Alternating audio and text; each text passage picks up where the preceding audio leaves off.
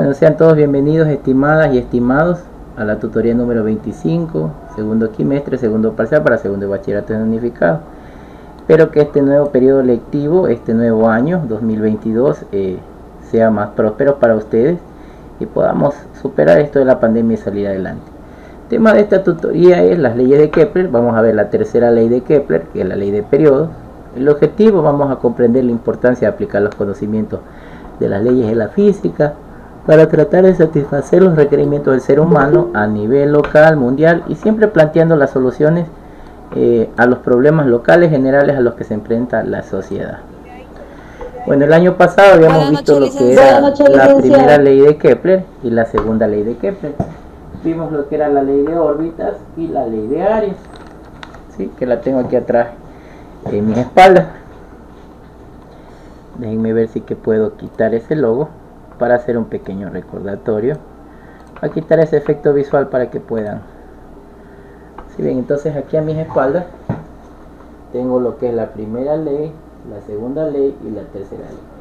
Vimos la primera ley, que era la ley de órbitas, y luego la segunda ley, que era la ley de área. Hoy día nos vamos a concentrar en la ley de periodos. Vamos a ver entonces lo que es la ley de los periodos.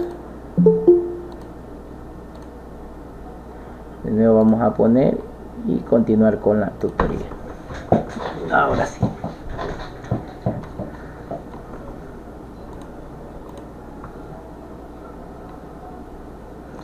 Bueno, como les indicaba, las leyes de Kepler prácticamente iniciaron porque se plantearon diferentes tipos de interrogantes los astrónomos en esos tiempos.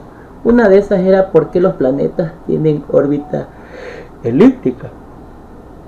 Se preguntaron también cómo era posible que los planetas puedan moverse sin necesidad de un motor que los impulse. ¿Cómo es posible que los astros puedan moverse sin que tengan algún tipo de motor que genere algún tipo de energía mecánica, ¿no es cierto? Entonces por eso se plantearon y trataron de sacar algunos teoremas, algunas hipótesis, y de ahí nacieron algunas leyes que trataron de explicar el movimiento de los planetas. Esas leyes se conocen como las leyes de Kepler, ¿sí? En honor a la persona que las planteó, que en este caso es el astrónomo Kepler. Las planteó como tres leyes fundamentales de lo que es la física empleada por los astros.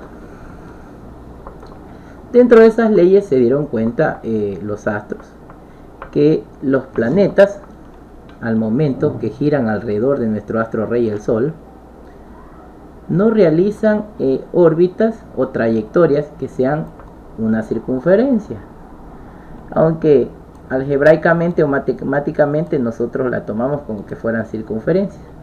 Todos piensan que la Tierra gira alrededor del Sol formando una trayectoria que es una circunferencia, pero con las leyes de Kepler se dieron cuenta de que la órbita o la trayectoria alrededor del Sol no es una circunferencia, sino es una elipse. ¿Cuál es la diferencia entre la circunferencia y la elipse? Que la circunferencia tiene un solo radio desde el centro. Si yo dibujo un segmento, tiene un solo radio que permite realizar toda esta trayectoria. Era lo que se pensaba antes de que aparecieran estas leyes de Kepler. En cambio, en la órbita elíptica existe un radio mayor y existe un radio menor. Existen dos radios, ya que la trayectoria no es una circunferencia. El radio mayor pues tiene una distancia mayor y el radio menor tiene una distancia menor. El radio menor también lo podríamos graficar hacia abajo.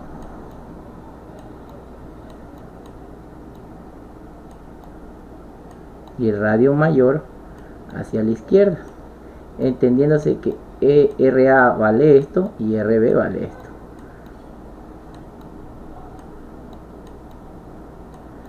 Ahora, ¿por qué se dieron cuenta de eso? Entonces aquí vamos a poner como ejemplo el Sol. Aquí tenemos el Sol y vemos que aquí está la Tierra. La Tierra, cuando está orbitando y dibujando esta trayectoria elíptica, en algún momento se pone en línea con el Sol y con otros astros. Aquí tenemos entonces un foco 2, digamos que este es un planeta o la Luna.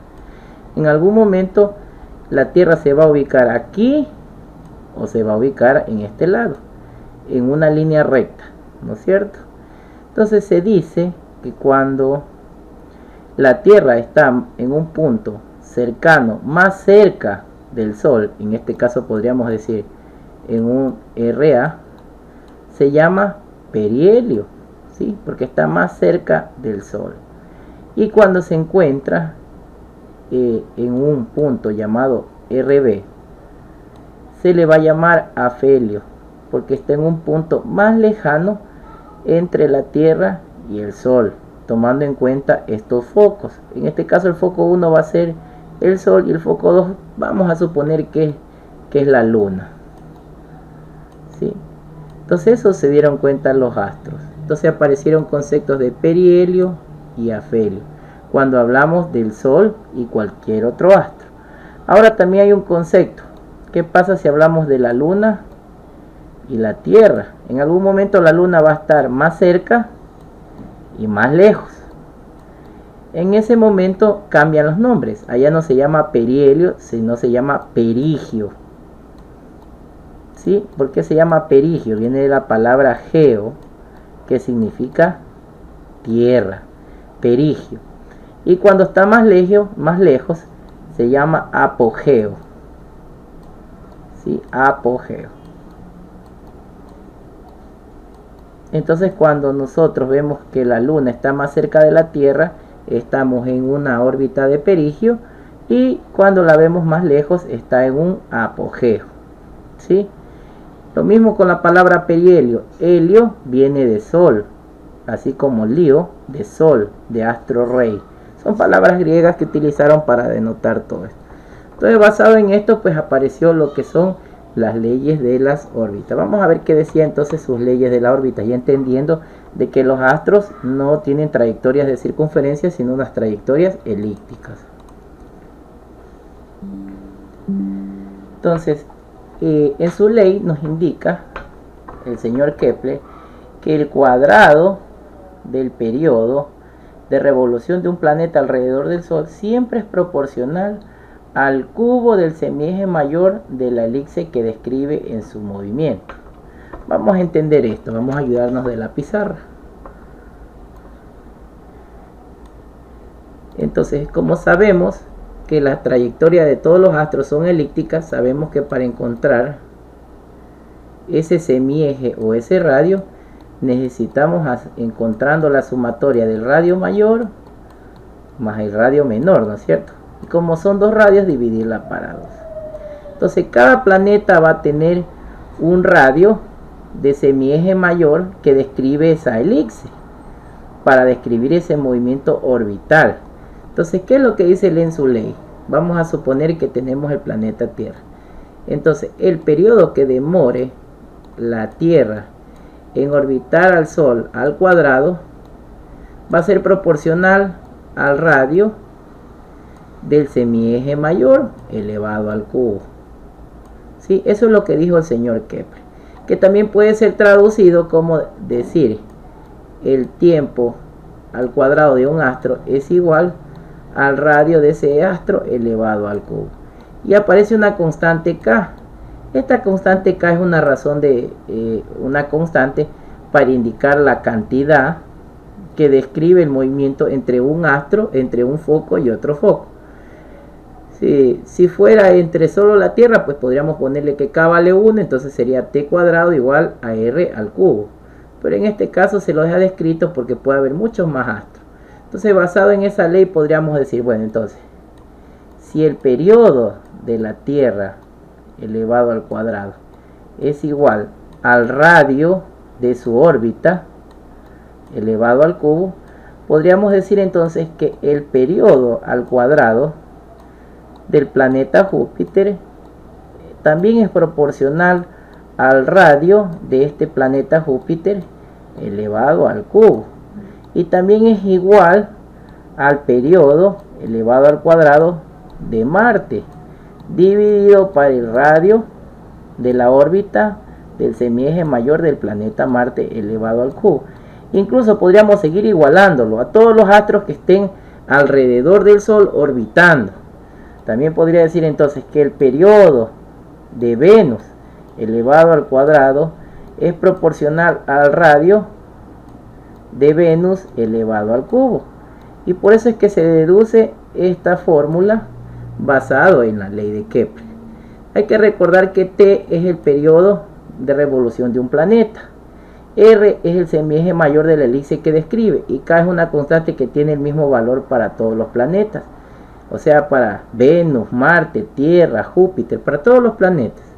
Ahora, yo les pregunto, ¿cuál es el periodo de revolución del planeta Tierra alrededor del Sol? Entonces sabemos que la Tierra se demora un año en orbitar al Sol, 365 días.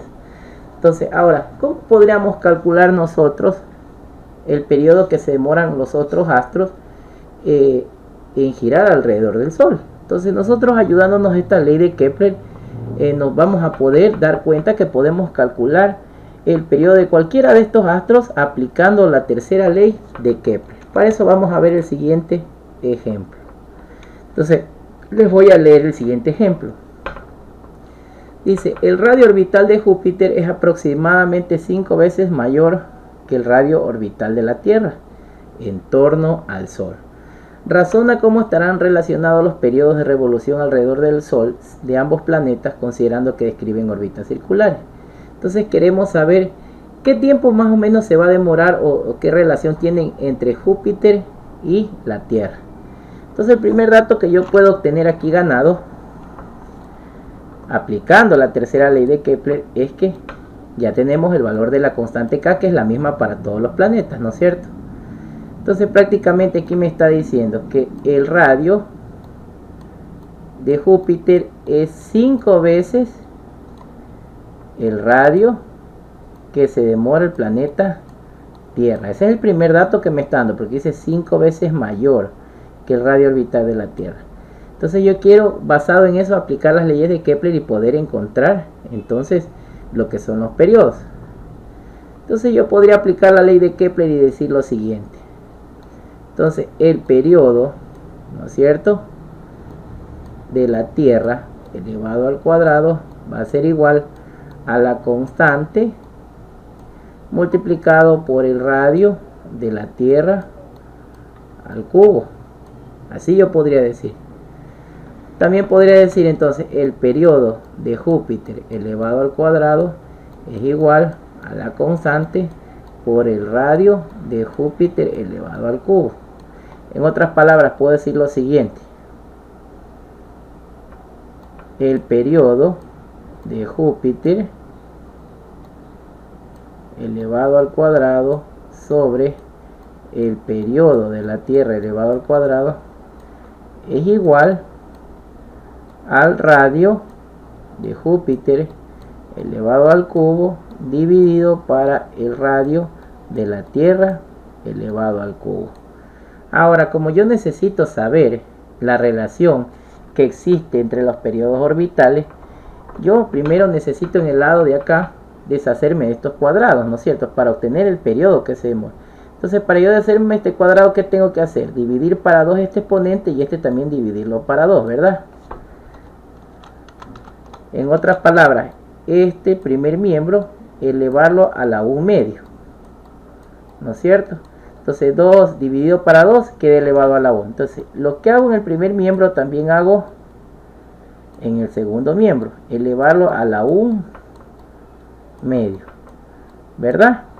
Entonces yo puedo ya sacar una razón de proporcionalidad. Entonces yo ya podría sacar y decir entonces que la relación del planeta Júpiter es igual a 5 veces el radio del planeta Tierra. Ahora esto yo necesitaría reemplazar, ¿no es cierto? Entonces voy a decir que 5, como esto me queda 3 por 1, 3, quedaría 5 elevado a la 3 medios. Ustedes se aplican en su calculadora 5 elevado a las 3 medios, les va a salir 11.1 y algunos decimales más. Pero no vamos a ser tan precisos, solo vamos a coger el valor de 11. Entonces nos ha quedado 11 el periodo. ¿Qué significa?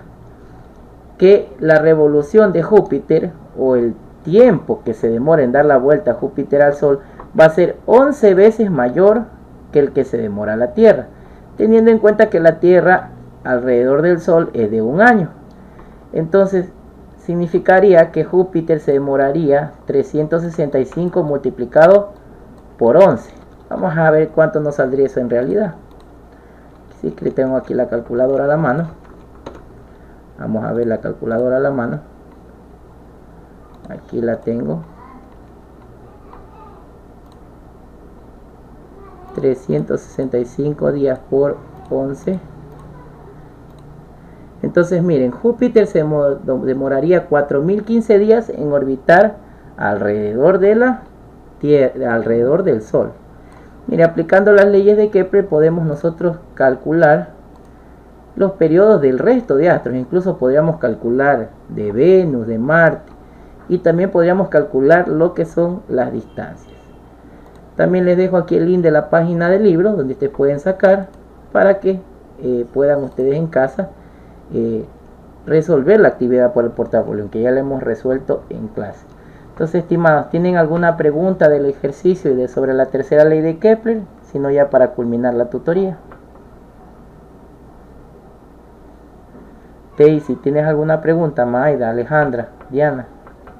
Por mi parte no, licenciado, gracias.